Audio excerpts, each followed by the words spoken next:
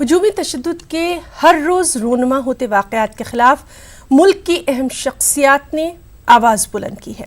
अपने शोबे के 49 नामवर हस्तियों ने वज़ीर-ए-आज़म नरेंद्र मोदी को ख़त लिखकर इन वाक़यात पर सख्त तशवीश का इज़हार किया है। मारूफ हस्तियों ने हुजूमी तशद्दुद के कसूरवारों को सख्त से सख्त सज़ा दिए जाने का भी मुतालबा किया है। मुल्क की मारूफ हस्तियों ने की हुजूमी तशद्दुद की मुखालफत। वज़ीर आज़म को 49 मारूफ हस्तियों का खत। हुजूमी तशद्दुद पर फौरी काबू पाने का किया गया मुतालबा।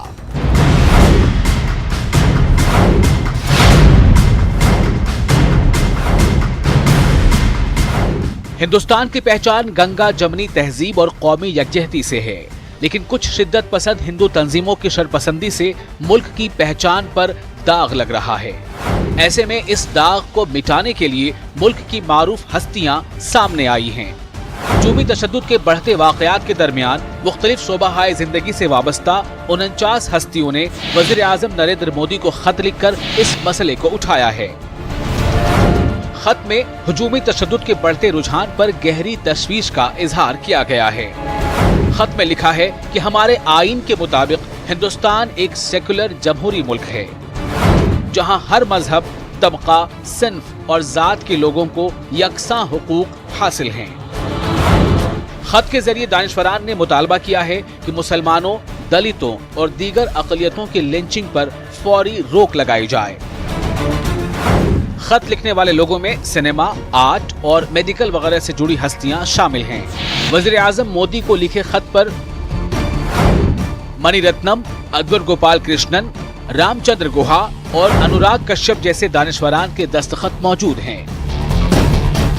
खत में नेशनल क्राइम रिकॉर्ड ब्यूरो के आदाद की बुनियाद पर कहा गया है कि 1 जनवरी 2009 से लेकर 29 अक्टूबर 2018 के दरमियान मजहब की बुनियाद पर 254 जराइम दर्ज किए गए।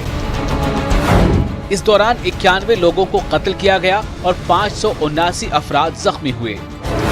खत के मुताबिक मुसलमान जो हिंदुस्तान की आबादी के 14% हैं, वो 62% जराइम का शिकार बने, जबकि ईसाई जिनका आबादी में हिस्सा महज 2% है, वो 14% जराइम का शिकार हुए।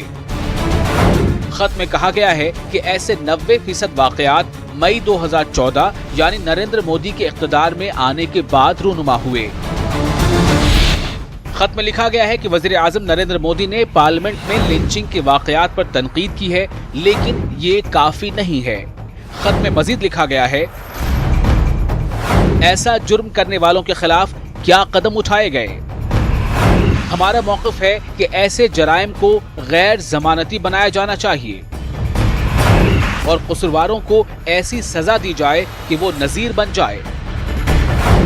जब कत्ल के कसूरवारों को बिना पैरोल के उम्र कैद की सजा दी जा सकती है, तो लिंचिंग के मामलात में ऐसा क्यों नहीं हो सकता। हमारे मुल्क के किसी शहरी के दिल में खौफ नहीं रहना चाहिए। इस खत में जमहूरियत में इख्तलाफात जाहिर करने की पुरजोर पैरवी की गई है और कहा गया है कि इख्तलाफ के इजहार के बगैर जमहूरियत फरोग नहीं पा सकती। अगर कोई हुकूमत के खिलाफ राय देता है तो उसे एंटी नेशनल या अर्बन नक्सल करार नहीं दिया जाना चाहिए। Bureau report, news 18 Urdu. और हुजूमी तशद्दुद की मुखालिफत में वज़ीर आज़म को ख़त लिखने वाली हस्तियों में मारूफ फिल्म हिदायतकार श्याम बेनेगल का नाम भी शामिल है। श्याम बेनेगल के मुताबिक उनके पीएम को लिखे ख़त में सब कुछ शामिल है। वहीं बीजेपी तर्जुमान नलिन कोहली ने मारूफ हस्तियों के ख़त को सियासी भी करार दिया।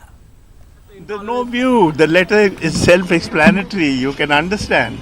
Okay. So you spoke about Jai Shri Ram also. Yeah. ऐसा देखने को मिलता है कि कुछ ऐसे लोग हैं जो लगातार ऐसे पत्रबाजी करते हैं और अलग अलग विषय पे। कभी वो कहते हैं अवार्ड वापसी को लेके विषय है, कभी बोलने की स्वतंत्रता खतरे में है वो विषय है, कभी लिंचिंग को लेकर बोलते हैं। और कई बार ऐसा भी देखा गया है कि ये लोग जो हैं, इनमें से वो भारतीय जनता पार्टी के बिल्कुल विरुद्ध खड़े रहते हैं, कई तो वामपंथी दलों के साथ जुड़े रहते हैं। तो ऐसा लगता है कि ये शायद एक राजनीतिक उनकी सोच भी हो सकती है। और दूसरी जानिब हुजूमी तशद्दुद की मुखालिफत में वज़ीर-ए-आज़म को लिखे गए ख़त पर मरकज़ी वज़ीर अक़लियती उमूर मुख्तार अब्बास नकवी ने मिला जुला रद्द-ए-अमल दिया है। नकवी के मुताबिक किसी भी मुजरिमाना वारदात को फ़िक़्ह परस्ती का रंग नहीं दिया जाना चाहिए। देखिए, मुझे लगता है कि किसी भी क्रिमिनल घटना को कम्युनल कलर देना ठीक नहीं है। और हमारे देश में देश हमारा बुद्धिजीवियों का देश है, ये बात तो सही है। 2014 के इलेक्शन में जब जनता ने मोदी जी को जनादेश दिया तब भी अवार्ड वापसी गैंग पूरा एक्टिव हुआ था। अब 2019 के बाद भी है, लेकिन उसके बावजूद भी जो बात वो जायज़ कह रहे हैं वो जायज़ बात निश्चित तौर से है। सरकार तक वो अगर कोई चीज़ पहुंचा रहे हैं तो सरकार उसको ज़रूर गौर करेगी। लेकिन एक चीज़ बहुत साफ़ है कि मैं बहुत स्पष्ट कहना चाहता हूं कि किसी भी क्रिमिनल एक्ट को कम्युनल कलर ना दिया जाए। वो ना देश के लिए अच्छा है, ना समाज के लिए अच्छा है। और एक जानिब हुजूमी तशद्दुद के हवाले से मारूफ शख्सियात ने अपनी तशवीश का इजहार किया तो दूसरी जानिब वज़ारत दाखिला का दावा है कि मुल्क में फ़िक़्हवाराना तशद्दुद के वाक़यात में कमी हुई है। वज़ीर मुमलिकत दाखिला जी किशन रेड्डी ने इंटेलिजेंस की रिपोर्ट के हवाले से ऐवान को बताया कि 2013 में 823 वाक़यात हुए थे, जबकि 2018 में फ़िक़्हवाराना तशद्दुद के 708 वाक़यात दर्ज किए गए। कांग्रेस ने हुकूमत के दावे पर तनकीद की। आपको मैं बताना चाहता हूं, मेरे पास आईबी का रिकॉर्ड है। 2013 में 823 इंसिडेंट्स हुआ। अगर 2018 में लिए तो 708 हुआ है। ये डिक्रीज है, कम्युनल इंसिडेंट्स देश में डिक्रीज है। ये वास्तविकता है, इसमें कोई छुपाने का नहीं है। हम चाहते हैं ये कम्युनल इंसिडेंट भी हो, जो भी वायलेंस हो, जीरो टॉलरेंस रहना चाहिए। हमारा सरकार का ये इरादा है, इसलिए कम्युनल टेंशन हम बहुत कम करना चाहते हैं। माननीय मंत्री ने जवाब दिया अपने क्वेश्चन में, the incidents of criminal violence show declining trend ever since this government has come in 2014. Yes, I agree. The communal incidents have not taken place many, but I would like to say communal violence and communal incident कहीं एक जगह होता था, लेकिन communal atmosphere पूरी country में फैल गया। गाजियाबाद में वाक़े आला हजरत हज हाउस को खोलने की एनजीटी ने इजाज़त दे दी है। पॉल्यूशन कंट्रोल बोर्ड को सीवेज ट्रीटमेंट प्लांट का जायजा लेकर 3 हफ्तों में रिपोर्ट दाखिल करने को कहा गया है।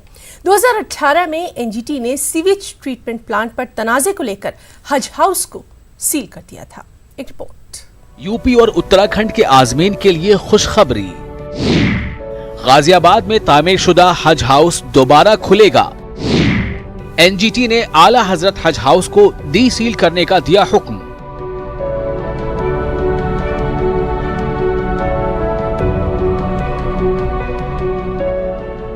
गाजियाबाद में हिंडन नदी के किनारे बने आला हजरत हज हाउस की शानदार इमारत बता देती है कि इस पर कितने पैसे खर्च हुए हैं। 2005 में आला हजरत हज हाउस की बुनियाद रखी गई थी। 2016 में हज हाउस बनकर तैयार हुआ। हज हाउस की तामीर पर 53 करोड़ 30 लाख रुपए खर्च किए गए। 2016 में सीवेज ट्रीटमेंट प्लांट नहीं होने से शुरू हुआ तनाजा और 2018 में एनजीटी ने हज हाउस को सील कर दिया। ताहम अब सीवेज ट्रीटमेंट प्लांट के शरायत पूरे कर दिए जाने के बाद एनजीटी ने हज हाउस को डी सील करके खोलने का हुक्म दिया है। बारे में हमारे मंत्रालय ने भी इस दिशा में काफ़ी प्रयास किया था, बातचीत की है। उसमें जो ट्रिब्यूनल के इस संबंध में चिंताएं थीं, उन चिंताओं को भी कम किया गया है। उसके अलावा वहाँ पर जो ट्रीटमेंट प्लांट की बात थी, उसके लिए भी सेंट्रल गवर्नमेंट और हज कमेटी ऑफ इंडिया ने फाइनेंशियल जो ज़रूरत थी वो पूरी की है और बहुत अच्छी बात है कि अगर जल्द से जल्द खुल जाए। ये हज हाउस मुलायम सिंह यादव, अखिलेश यादव और आजम खान का ड्रीम प्रोजेक्ट रहा है। एनजीटी ने पॉल्यूशन कंट्रोल बोर्ड को सीवेज ट्रीटमेंट प्लांट का जायजा लेकर 3 हफ्तों बाद रिपोर्ट देने के लिए कहा है, जिसके बाद हज हाउस को एनओसी मिल जाएगा। हमने उसको डिफेंड किया। उन्होंने ये प्रेयर की कि जो हज हाउस बना है वो हिंडन नदी पे बना है, इसलिए इसको डिमोलिश किया जाए। फ्लड प्लेन पे बना है इसलिए इसको डिमोलिश किया जाए। हमने उसको बहुत अच्छे तरीके से कोर्ट को समझाया, विद डॉक्यूमेंट समझाया, और फाइनली हमें 6 फरवरी 2018 को ऑर्डर मिला और उसमें कोर्ट ने हिमांशु मित्तल की जो याचिका थी उसको खारिज कर दी डिमोलिशन के इशू पे। हज हाउस में 1886 आज़मीन हज एक वक्त में ठहर सकते हैं, जबकि वीआईपी कमरे और दूसरे खास इंतजामात भी यहाँ पर किए गए हैं। न्यूज़ 18 उर्दू के लिए खुर्रम शहजाद की रिपोर्ट। तेलंगाना के जिला सिद्दीपेट में हज हाउस की इमारत का इफ्तिताह अमल में लाया गया। तेलंगाना के वज़ीर दाखिला मोहम्मद महमूद अली, मकामी रुकन assembly T Harish Rao, MLC Farooq Hussain और दीगर मौजूद रहे। मकामी मुसलमानों ने हज हाउस को मिल्लत की तालीम और तरक्की के मरकज़ के तौर पर बनाने की अपील की है। यहाँ के मुसलमानों के लिए UPS और IAS की जो ट्रेनिंग सेंटर हैदराबाद में है, वो यहाँ पर भी जो है उसका इफ्तिताह अमल में लाया जाए ताकि यहाँ के लोगों को सहूलत हो सके। और उसके अलावा यहाँ से जो है ट्रेनिंग सेंटर्स कंप्यूटर्स के और उर्दू अकेडमी वगैरह का जो है जो कुछ निज़ाम है वो यहाँ से चलाया जाए। और ऐसे बहुत सारी चीज़ें जो है फलाह बहबूद के मुसलमानों के नौजवानों के लिए जो कंप्यूटर्स वगैरह के हैं वो यहाँ से किए जाएँ तो बेहतर होगा। ये तमाम मुसलमानान सिद्दीपेट की ख्वाहिश है। ये हज हाउस से तमाम उम्मत मुस्लिमा की सिद्दीपेट के लिए, अतराफ अगनाम के जिले सिद्दीपेट के लिए वो एक राहबर और रहनुमा और एक बेहतरीन मुकाम साबित होगा। माइनॉरिटीज़ के लिए एक स्टडी सर्कल के कोचिंग क्लासेस का भी इसमें अहतमाम करेंगे।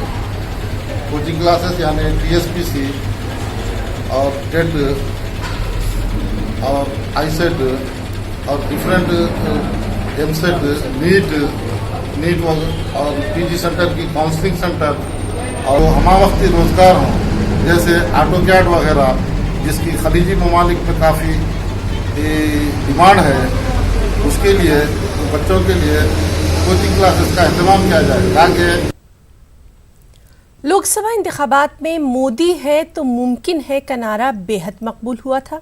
अहमदाबाद एयरपोर्ट पर भी ये नारे लिखे हुए बैनर नजर आ रहे हैं और दावा ये किया जा रहा है कि मोदी की वजह से 2 लाख आज़मीन हज के सफर पर जा रहे हैं। और सिर्फ इतना ही नहीं बल्कि एयरपोर्ट पर गुजरात BJP अक़लियती मोर्चे की जानिब से आज़मीन और उनके रिश्तेदारों के लिए चाय और नाश्ते का भी इंतजाम किया गया है।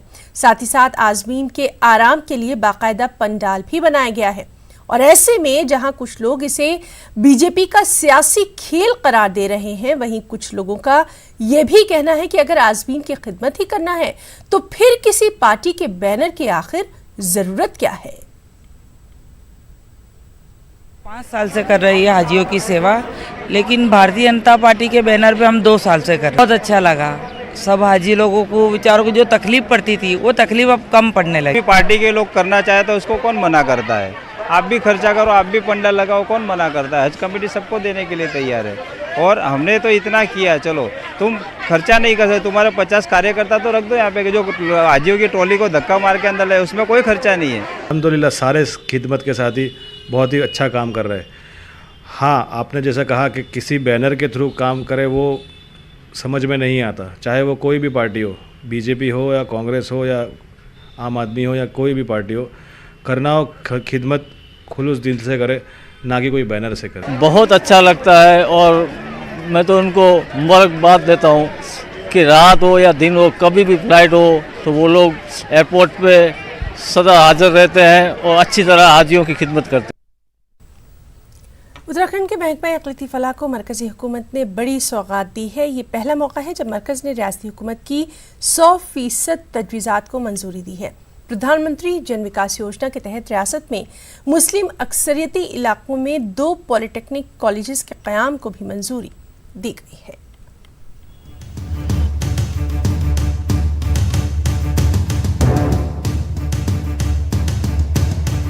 मरकज की मोदी हुकूमत ने उत्तराखंड में अक़लियतों की तरक्की से जुड़ी कई स्कीमों को मंजूरी देते हुए 70 करोड़ रुपए की तजवीज़ात को मंजूरी दे दी है। ये पहला मौका है जब मरकज ने रियासती हुकूमत की 100% तजवीज़ात को मंजूरी दी है। बड़ी बात यह है कि कि इसमें 23 करोड़ रुपए की लागत से तामीर किए जाने वाले 2 पॉलिटेक्निक कॉलेजेस को भी मंजूरी दी गई है। पॉलिटेक्निक कॉलेज हरिद्वार के भगवानपुर और देहरादून के विकास नगर में खुलेगा।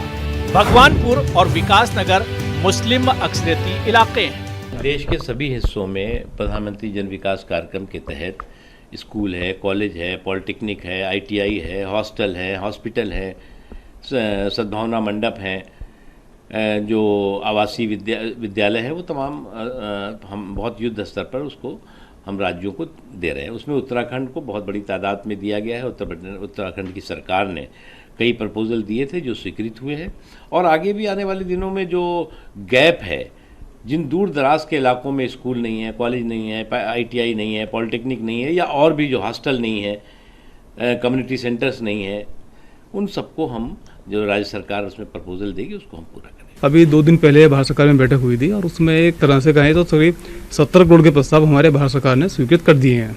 इन प्रस्तावों में कुछ बड़े प्रस्ताव भी हैं। हमारे 23 करोड़ की लागत से हमारे 2 पॉलिटेक्निक स्वीकृत किए गए हैं जो कि माइनॉरिटी ब्लॉक्स में बनेंगे। इसके अलावा कुछ स्वास्थ्य से संबंधित हमारे प्राथमिक स्वास्थ्य केंद्र हैं, हमारी पेयजल योजनाएं हैं।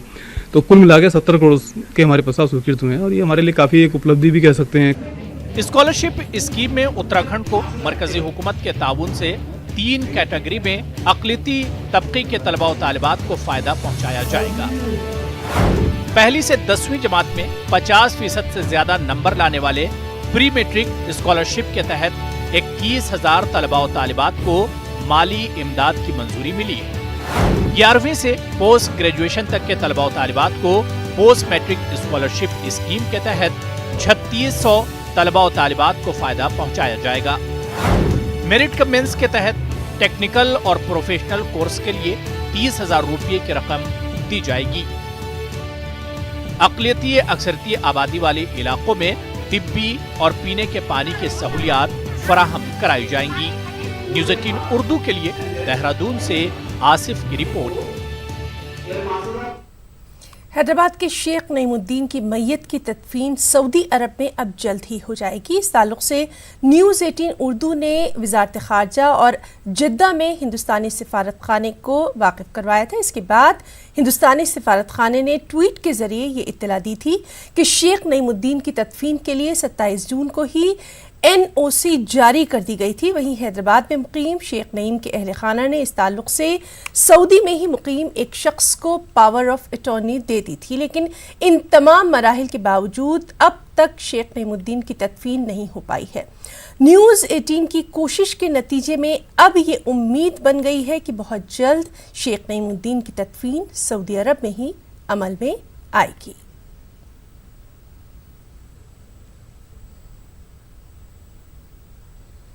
हैदराबादी नौजवान शुजातुल्लाह ने गरीब ज़रूरतमंदों को नाश्ता फराहम करने की अपनी काविश के 1000 दिन मुकम्मल कर लिए हैं। शुजात और उनके हम ख्याल दोस्त हैदराबाद में हर रोज़ 3 मुकामात पर तकरीबन 1000 लोगों को रोज़ाना मुफ्त नाश्ते का इंतज़ाम करते हैं। एक रिपोर्ट। गरीब और जरूरतमंदों को मुफ्त नाश्ता फराहम करने की पहल। हैदराबाद के नौजवान शुजात ने पेश की इंसानियत की मिसाल। 1000 दिनों से गरीबों में तकसीम कर रहे हैं मुफ्त नाश्ता।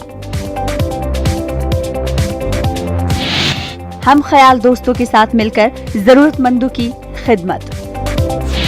रोजाना 3 मकामात पर फराहम कर रहे हैं मुफ्त नाश्ता।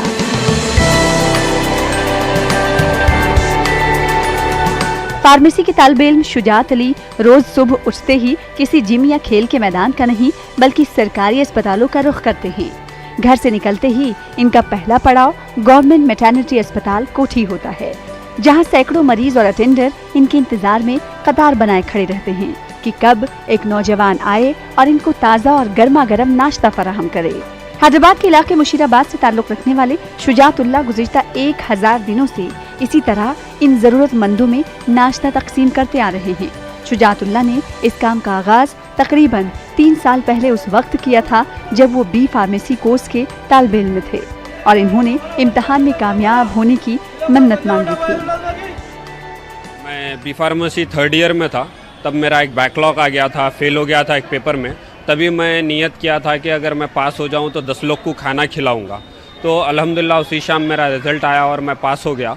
तो खाना खिलाने के बाद इतनी खुशी, इतना सुकून महसूस हुआ, कभी मेरी लाइफ में नहीं हुआ। वहीं से मेरी जर्नी स्टार्ट हुई थी। 2 साल तक मैं रोड पे सोने वाले, बैठने वालों के लिए, रहने वालों के लिए वहाँ खाना प्रोवाइड करता था। पूरा सिटी फिर के हम लोग दोस्तां खिलाया करते थे। हैदराबाद के मुज़फ़्फ़रात और अतराफ अकनाफ के अजला से हर रोज हजारों की तादाद में इलाज और दूसरी जरूरियात की तकमील के लिए लोग शहर का रुख करते हैं। इनको सुबह नाश्ता फराहम करते हुए शुजात और उनके साथी इन्हें न सिर्फ खाने की तलाश में अपनी तवानाई सर्फ होने से बचाते हैं, बल्कि इनके पैसे की बचत का जरिया भी बन रहे हैं। अल्हम्दुलिल्लाह जायका भी अच्छा है और ये जितना हो जैसे होटल में बनता है ना वैसे ही है एकदम, उसने भी और अच्छा है। यहाँ पर खाने का कोई कमी नहीं है गरीब आदमियों को। यहाँ पर अल्हम्दुलिल्लाह पैसे नहीं भी रहे तो भाई लोग लेकर आकर मदद करते हर किसी की। हॉस्पिटल में 2 महीने से हॉस्पिटल में है, बाहर का तो गरीब लोग विकाराबाद से है हम लोग। 2 मंथ से तो यहाँ ही खा रहे हैं। शुजातुल्लाह हर रोज हैदराबाद के 3 अस्पतालों में नाश्ते की तकसीम करते हैं, जिनमें कोठी मैटरनिटी अस्पताल के अलावा नीलोफर चिल्ड्रंस अस्पताल और Nizams institute of medical science शामिल है। शुजात को इस कोशिश में रोजाना 5000 रुपए दरकार होते हैं। इस कार्य खैर के लिए खर्च में शुजात को उनके दोस्तों के अलावा सोशल मीडिया के जरिए उनसे जुड़े लोग भी ताउन करते हैं। ब्रेकफास्ट का जो कॉन्सेप्ट है ये लो बजट और बहुत लोग को फ़ायदा होता, तो तभी मेरा ये कॉन्सेप्ट था ब्रेकफास्ट डिस्ट्रीब्यूशन का। तो पिछले 3 साल से हर रोज़ नीलोफर में कर रहा हूँ, फिर कोटी मैटरनिटी हॉस्पिटल स्टार्ट किया, फिर अभी रिसेंटली 6 महीने बैक निम्स हॉस्पिटल मैंने स्टार्ट किया।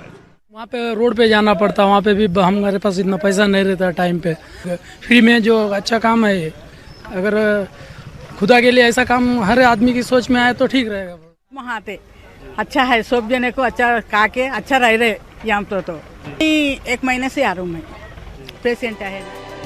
शुजातुल्लाह ने जरूरतमंदों को नाश्ता फराहम करते हुए 1000 दिन मुकम्मल कर लिया है। 1000 दिनों में उनके दोस्त अहबाब ने उनका भरपूर साथ दिया। शुजात और उनके साथी सब ने मिलकर ये अज़्म जाहिर किया कि वो मिलकर इस काम को जारी रखेंगे। हैदराबाद से न्यूज़ 18 उर्दू के लिए अनीसुर रहमान की रिपोर्ट। राजस्थान के बीएड के दाखिला इम्तिहान के लिए तैयार गाइड में जयपुर के राजहंस पब्लिकेशन और ठाकुर पब्लिकेशन ने इंतहाई नफरत अंगेज और फ़र्क़वारियत पर मबनी मवाद शामिल कर लिया है। इसके खिलाफ आज मदरसा शिक्षा सहयोग ने ज़बरदस्त एहतजाजी मुजाहरा किया। तंजीम ने किताब में खुले तौर पर मदरसों में मजहबी तालीम पर पाबंदी और मुसलमानों को दहशतगर्द बताए जाने पर तशवीश का इजहार किया। मदरसा शिक्षा सहयोग ने पब्लिशर और मुसन्निफीन के खिलाफ कार्रवाई का भी हुकूमत से मुतालबा किया। राजस्थान मदरसा बोर्ड के पैरा टीचर मदरसों को टारगेट किए जाने और इस्लाम धर्म के ऊपर सवाल उठाने के मामले को लेकर के बेहद नाराज़ हैं। शिक्षा संकुल में यहाँ विरोध प्रदर्शन किया जा रहा है। बाकायदा जो बुक है जो बीएड में शामिल की गई थी उसको लेकर के यहाँ पर प्रतियाँ लेकर के शिक्षा संकुल पहुँचे हैं। शिक्षा संकुल में मदरसा बोर्ड और शिक्षा भवन के पास में यहाँ पर बाकायदा विरोध प्रदर्शन किया गया है, नारेबाजी की गई है और जिस तरीके से जो हालात हैं उसके खिलाफ आवाज़ उठाई जा रही है, प्रतियां जलाने बजे। क्या मांग कर रहे हैं आप लोग? देखिए, हमारी मांग हमें ये नियमितीकरण और मानदेय बढ़ाने की या बजट से जो रुष्ट है वो हमारे मांग दस्तूर जारी है। हम लोग 3-4 दिनों से इसका अपोज पूरे राजस्थान में मदरसे बंद करके कर रहे हैं, क्योंकि इसी पर दौरान ये एक बहुत बड़ा मामला आया जो हमारे मदरसों को टारगेट किया गया है, हमारी धार्मिक भावना को आहत किया गया है। इस किताब के अंदर जो बीएड की 2nd ईयर की जो किताब है, अपनी समझ के नाम से सिलेबस है, इसके अंदर मुसलमानों को हिंदुओं की संतान बता दिया गया, मदरसों के अंदर धार्मिक शिक्षा बंद करने का बता दिया गया, मुसलमानों को जिहादी बताया है, मुसलमानों को आतंकवादी बताया है। तो हम लोग इसका मुजाहिरा कर रहे हैं, हम अपोज करें, प्रतियां जला रहे हैं। बिल्कुल हम प्रतियां जलाएंगे, कमिश्नरेट में भी जाएंगे, बिल्कुल पुलिस चला करके इसमें FIR दर्ज करे, सरकारी FIR दर्ज करे। और क्या क्या करेंगे आप लोग? हम लोग जो है यहाँ पिछले 3 दिन से बैठे हुए हैं। हमारी ये मांग है कि हमको नियमित किया जाए और हमारे साथ जो भेदभाव हुआ है उसको ख़त्म किया जाए, क्योंकि जिस तरह से सरकार ने हमसे जो वादे किए थे वो वादे सरकार जल्द से जल्द पूरा करे। अगर हमारे वादे पूरे नहीं होंगे तो फिर हम बड़े पैमाने पर और ज़्यादा आगे जाएंगे। अभी ये किताब के सिलसिले में बीएड में जो राजहंस ने जो पाठ्यक्रम में जो शामिल की किताब, उसमें जो चीज़ें आई हैं मदरसों के खिलाफ यहाँ अब ये देखिए कि जब हम लोगों के साथ भेदभाव जो किया जा रहा है किताब के सिलसिले में, इस किताब की हम प्रतियाँ जलाएंगे और अगर ये किताब पे जल्दी बैन नहीं लगा तो और हम जो है अपने तौर पर इन चीज़ों की जो है मांग करेंगे। जी बिल्कुल, ये विरोध प्रदर्शन जारी है। आप देख सकते हैं यहाँ प्रतियाँ जलाई जा रही हैं बाकायदा। जिस तरीके से लोग पहुँचे हैं, पुलिस ने कोतवाली थाने में 6 घंटे बिठाने के बावजूद मामला दर्ज नहीं किया। अब अलग अलग इलाके में FIR दर्ज की जा रही हैं और पुलिस कमिश्नरेट भी ये लोग पहुंच रहे हैं। मदरसों को जो टारगेट किया जा रहा है उसके खिलाफ आवाज़ उठाई जा रही है। मदरसों को पिछले 3 दिन से अपने ऑनरेरियम को बढ़ाने के लिए, नियमित करने के लिए। तो बुलेटिन में फिलहाल इतना ही। आदाब।